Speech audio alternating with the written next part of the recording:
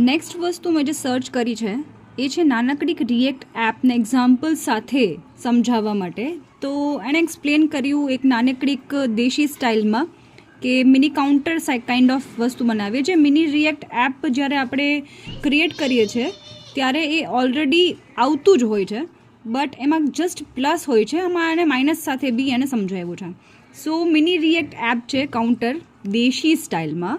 તો આ એપ શું કરશે, તો જ્યારે આપણે બટન પ્રેસ કરશું ત્યારે નંબર વધશે અને સેકન્ડ ટાઈમ બટન પ્રેસથી નંબર ઘટશે.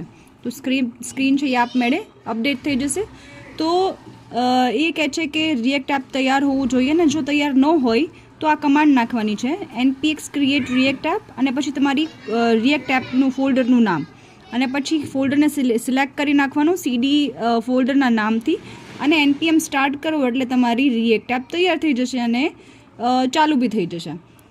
એપ.js વાળી જે ફાઇલ છે એમાં તમારે શું અપડેટ કરવાનો છે આ બધું લખેલું છે એમાં કે નોર્મલ યુઝ સ્ટેટ આપણે યુઝ કરવાનું છે આમાં અને કોન્સ્ટમાં કાઉન્ટ અને set count equal to use state જે બાય ડિફોલ્ટ છે એ 0 રહેશે.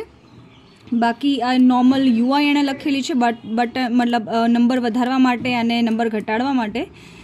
સો યુઝ સ્ટેટ શું કરે છે એનું એટલું ઇઝી રીતે એક્સપ્લેન કરેલું છે કે અહીંયા આ યુઝ સ્ટેટનો મતલબ શું છે. ફર્સ્ટ કાઉન્ટ છે એ અત્યારનો આંકડો છે, સેકન્ડ કાઉન્ટ છે એ આંકડો બદલવાની ચાવી છે એન્ડ આ જે 0 છે એ ત્યાંથી આપણે શરૂઆત કરવી હોય. સપોઝ તમે અહીંયા 100 નાખો તો જ્યારે તમે સ્ક્રીન રીલોડ કરો ત્યારે એ 100થી જ ચાલુ થાય, પછી 101 102 અને માઇનસ કરવું હોય તો એવી રીતે માઇનસ થાય.